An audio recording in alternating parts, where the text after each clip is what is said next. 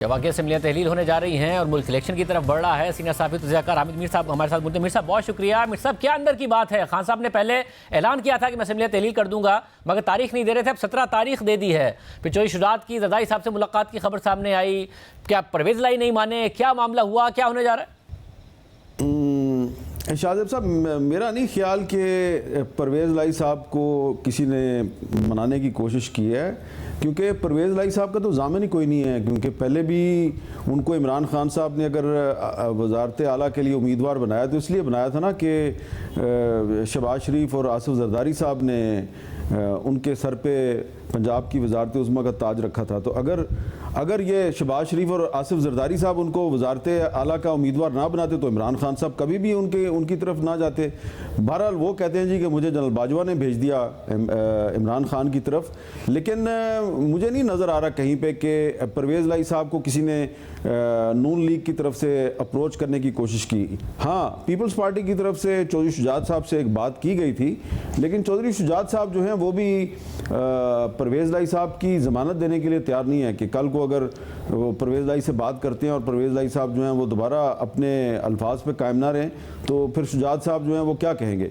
तो इसलिए परवेज़ लाई साहब के पास कोई ऑप्शन नहीं है सिवाय इसके कि वो इमरान खान साहब ही के साथ बैठे रहें। अलबत्ता वो उनके साथ बैठ के अपनी बारगेनिंग पोजीशन को मजबूत बनाने की कोशिश कर रहे हैं। उन्होंने इमरान खान साहब से कहा है कि अगर आप मुझे असम्बली तोड़ने के लिए कहेंगे तो मैं तोड़ दूंगा, लेकिन बराए मेहरबानी बराए करम कुछ हमारी भी बातें जो हैं वो मान लें, और अगर आप मार्च तक असम्बली को बरकरार नहीं रख सकते तो फिर कम से कम ये कर लें कि हमारे पहले 10 MP हैं तो ज़रा वो 15-20 कर दें, तो वो आपकी बड़ी मेहरबानी होगी।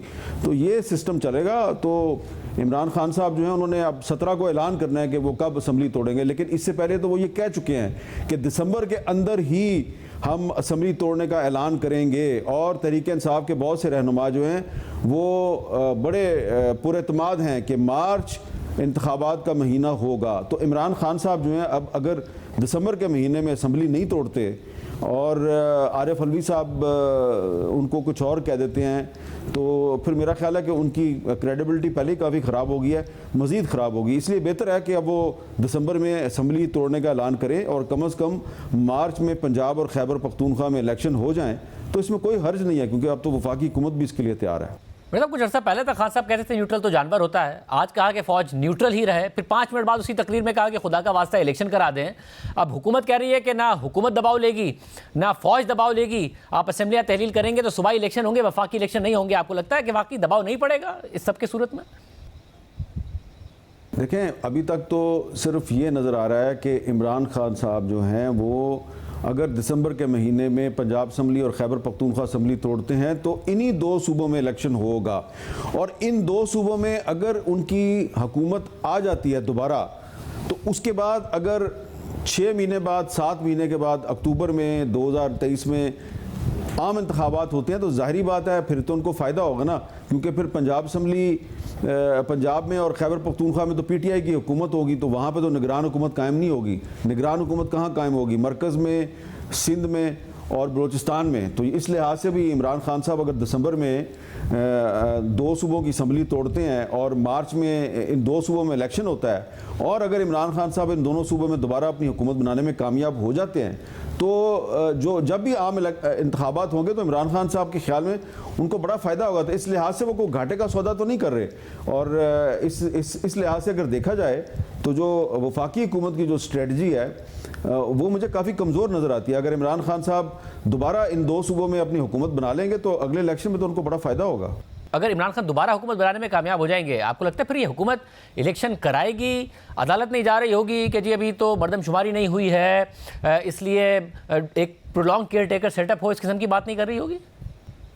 देखिए शाहज़ेब साहब, बहुत से जो हमारे फेडरल मिनिस्टर दोस्त हैं ये मैं आप किस का नाम लूँ, आपके सामने भी कहते रहे, हमारे सामने भी कहते रहे कि जनाब इमरान खान साहब अगर पाकिस्तान में इलेक्शन करवाने में इतनी संजीदा हैं, इतने मुखलिस हैं तो 2 सूबों की असम्बली तोड़ें, पंजाब की और खैबर पख्तूनख्वा की असम्बली तोड़ें तो हम कौमी असम्बली तोड़वा देंगे। कहते थे ना ये, मेरे पास तो क्लिप्स हैं, सबूत हैं। लेकिन उसके बाद जब इमरान खान ने 2 सूबों की असम्बली तोड़ने का ऐलान किया तो परेशान हो गए।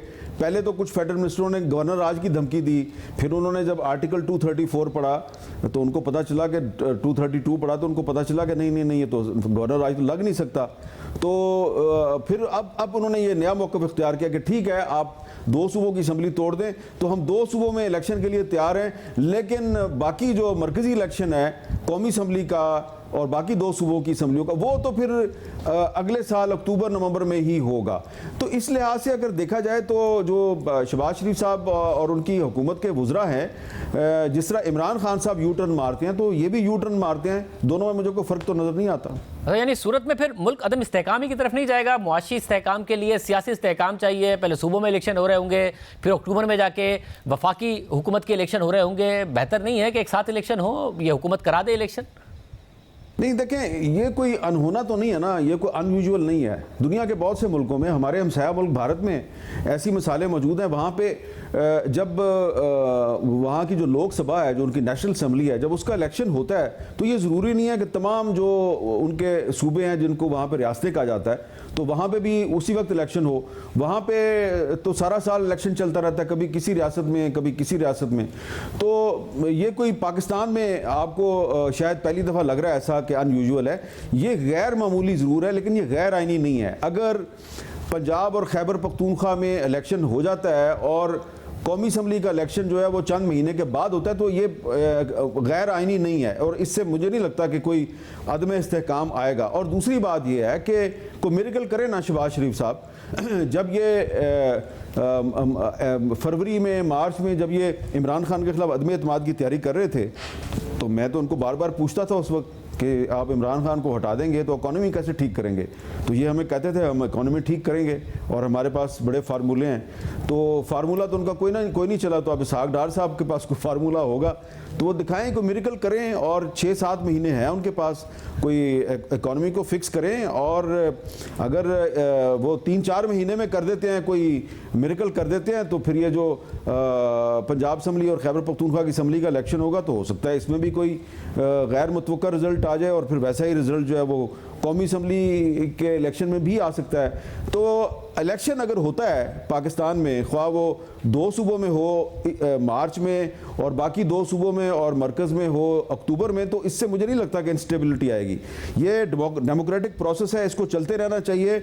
अगर हम सिर्फ पाकिस्तान में तमाम काम आइन और कानून के मुताबिक करें और आइन और कानून पर अमल दरामद होता रहे तो स्टेबिलिटी आ जाएगी। बहुत शुक्रिया।